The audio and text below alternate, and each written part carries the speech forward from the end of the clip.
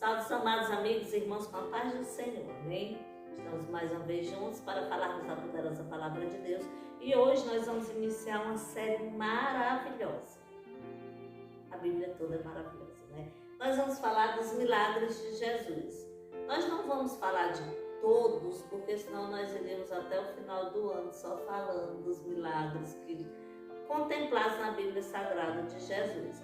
Mas nós vamos falar de alguns, para que o nosso conhecimento sobre a caminhada de Cristo seja aprofundado. Porque o Deus Filho que se fez homem, caminhou aqui na terra, ele fez muitos milagres, milagres que falam ao nosso coração. Nosso primeiro milagre é transformando água em vinho, não é, irmão Alisson? O primeiro milagre de Cristo. Aquele milagre que a Bíblia Sagrada relata como o início do seu ministério. Algo grandioso e poderoso. Irmão Alisson? Pai do Senhor a todos, mais um início de série e vamos começar pelo começo. Poderíamos já ir falando de milagres mais famosos, cego Bartimeu, ressurreição de Lázaro, mas vamos ao primeiro milagre, aquele que teve um significado muito especial que às vezes muitas pessoas não entendem o significado e vamos expor ele hoje no vídeo. Irmão Leandro? A paz do Senhor a todos, né? Milagres, os milagres de Jesus, né? Se a gente for observar, cada milagre ele teve um propósito. Uns foram mais importantes, outros tiveram significados assim muito importantes para a interpretação humana. Quando a gente conhece a palavra e vê os milagres que Cristo fez, alguns deles vão ter algum propósito e significado importantes, como esse primeiro milagre feito por ele, que foi a transformação de água em vinho. E com o decorrer do vídeo a gente vai aprendendo e conhecendo mais sobre esse lindo e grande milagre feito por Cristo. É importante a gente compreender que até chegar a esse primeiro momento, Cristo ele tinha passado por toda a trajetória humana, né?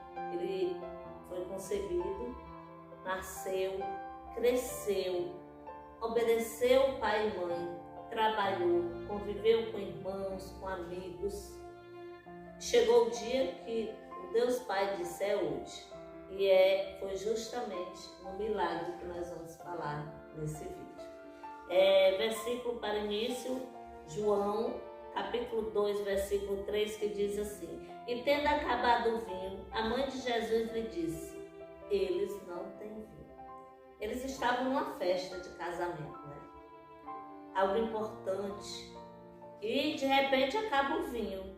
E todos ficam muito alvoroçados, o que iam fazer por conta da importância do vinho. E Maria, a mãe de Jesus, chega para ele e diz: ó, eles não, acabou o vinho. Aí nós vamos ver todo o processo e a importância desse acontecimento para a história cristã, para o nosso engrandecimento pessoal na presença de Deus. Irmão Alisson, descreva o que simboliza o casamento nessa passagem bíblica. Nessa passagem bíblica, a gente pode falar que o casamento ele simboliza o grande dia, o dia glorioso, o dia do Senhor, que seria o arrebatamento, que fala do casamento, né, do noivo, que seria Jesus Cristo, com a sua noiva. Na Bíblia temos diversas passagens que falam sobre. Uma seria sobre as 10 virgens, que fala sobre o noivo vir e de estarmos preparados para a chegada do noivo, ou seja, já a noiva está preparada. Bom, Leandro, descreva o que simboliza o casamento nessa passagem bíblica. Primeiramente, vamos saber o que é o casamento, né? Casamento é a junção, a união de duas pessoas que se tornam uma só. Mas nessa passagem ele tem outro significado. Ele representa o grande dia do Senhor, o dia em que Cristo vai voltar para buscar a sua igreja, o seu povo amado, e para que este povo no grande dia esteja com ele. E A volta de Cristo é representada por isso, pelas bodas de casamento, pelo casamento, pela união da igreja com Cristo para toda a eternidade. E é importante nós compreendermos, né, esse fato, que o grande dia está chegando para todos aqueles que reconhecem Cristo como Senhor e Salvador de sua vida e para os que não reconhecem. A escolha é de cada um, o caminho a seguir. Irmão Alisson, o que mostra a transformação da água em vinho? A transformação da água em vinho mostra o agir de Deus sobre nossa vida. Poderíamos fazer uma analogia de a água sendo o ser humano em sua própria natureza e o vinho, a natureza humana transformada por intermédio de Cristo. A gente sabe que na Bíblia diz que em Cristo Jesus somos novas criaturas. Peço desculpa por falar muito esse versículo, mas é porque são versículos que nos ajudam a simplificar vários temas que são populares, né, assim dizendo. Bom, Leandro, o que mostra a transformação da água em vinho? Como o irmão Alisson falou, né, é a nossa transformação, quando a gente entrega nossas vidas a Cristo, e há uma transformação de vida, uma transformação de atitudes em nós.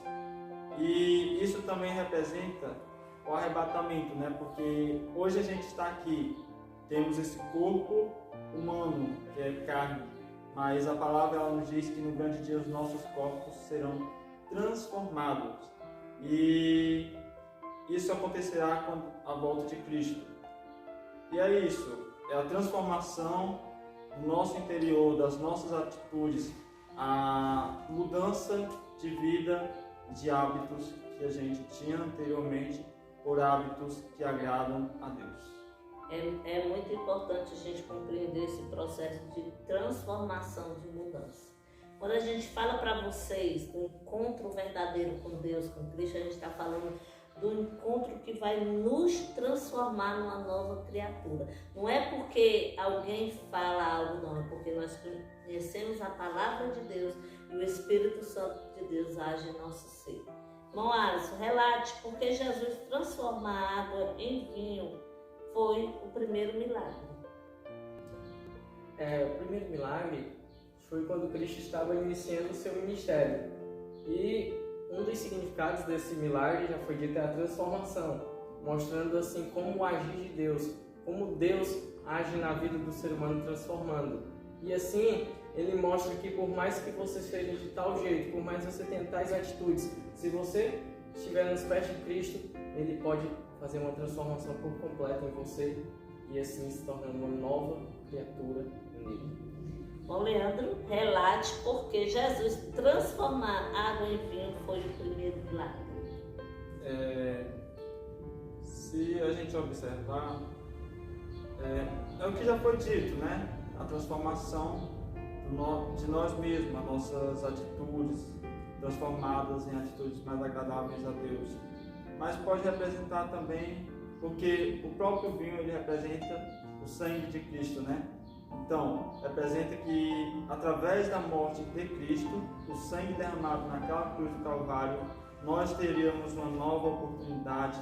Deus estaria firmando conosco uma nova aliança e transformando as nossas vidas para que tivéssemos a oportunidade de salvação. É maravilhoso como o início do ministério de Cristo ele é marcado com algo tão grandioso, né? A gente poderia ler 1000 vezes, mas essa interpretação do que nos diz esse fato é maravilhoso. A transformação, como Deus quer nos alcançar e nos transformar numa nova criatura. Bom, Alisson, deixa um versículo para a nossa meditação. O versículo que eu quero deixar se encontra em João, capítulo 4, versículo 14, que diz assim: Mas aquele que beber da água que eu lhe der, nunca terá sede, porque a água que eu lhe der se fará nele uma fonte de água a jorrar a vida eterna. Novamente falando da transformação do agir de Cristo em nossas vidas, porque ele é a água de vida eterna. nossa sede só pode ser saciada por Ele. Que sede é essa? Sede física? Não, nossa sede espiritual. Porque nossa alma ela precisa do alimento. O alimento para a alma é oração, palavra, é Deus, né? Assim, abrangendo tudo. Leandro, deixa um versículo para a nossa meditação. O versículo que eu vou deixar hoje se encontra em Romanos 12, versículo 2, que diz assim: não se amoldem ao padrão deste mundo, mas transformem-se pela renovação da sua mente, para que sejam capazes de experimentar e comprovar a boa, agradável e perfeita vontade de Deus. Aqui nos mostra que não devemos deixar-se moldados pelos padrões do mundo.